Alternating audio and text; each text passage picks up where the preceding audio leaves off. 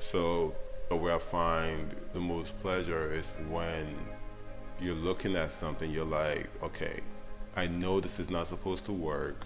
I know that a lot of people not even admit that there's a solution. But even yet, I see it working.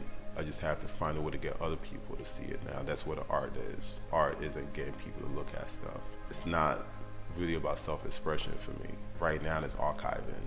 Right now, it's getting people to look at knowledge that's already been created. I think that's where art history is at this point, and that's where my work begins. Onyedika Chuke. So I was born in Nigeria, came to the States in the 90s, and my parents were on the rocks around that time. Moved to Michigan, stayed with a family in Michigan. From there, moved to Jersey, stayed with a family in Jersey. Then I moved to Flushing, Queens. Stayed with a family, went to a Korean church. That kind of like became like one of those moments in my life where you just kind of learn to appreciate culture in large. Like you're aware that you're part of a transient family, but then you have a parent that just kind of buffers you just enough against the elements.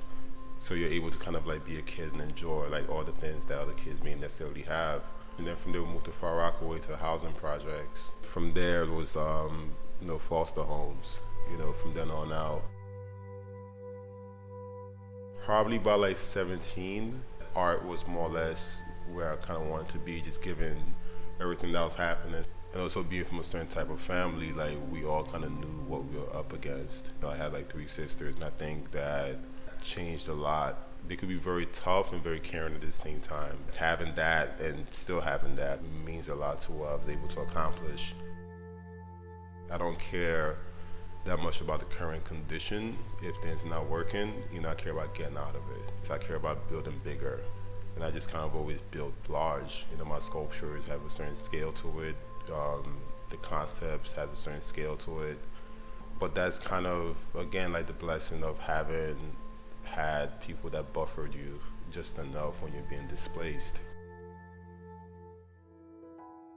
My work does not deal with race. It does not deal with anything that people would term as being the obvious. To build an archive or to build something that's based on research and histories, and to think that you can do it and to have that level of ambition needs a certain level of like sensitivity. I feel like most of my life and everything I've gone through have trained me to be sensitive at a certain level. But what I found that also happens sometimes, that people run away from the issue once it becomes a gender they don't quite understand or race they don't quite understand. They're like, oh, that's them. Like we have to kind of distance ourselves. But yet everyone is involved, right? So I'm trying to find how can we find something that's so universal, right? And sometimes it has to not even appear to be universal, right? It's just personal.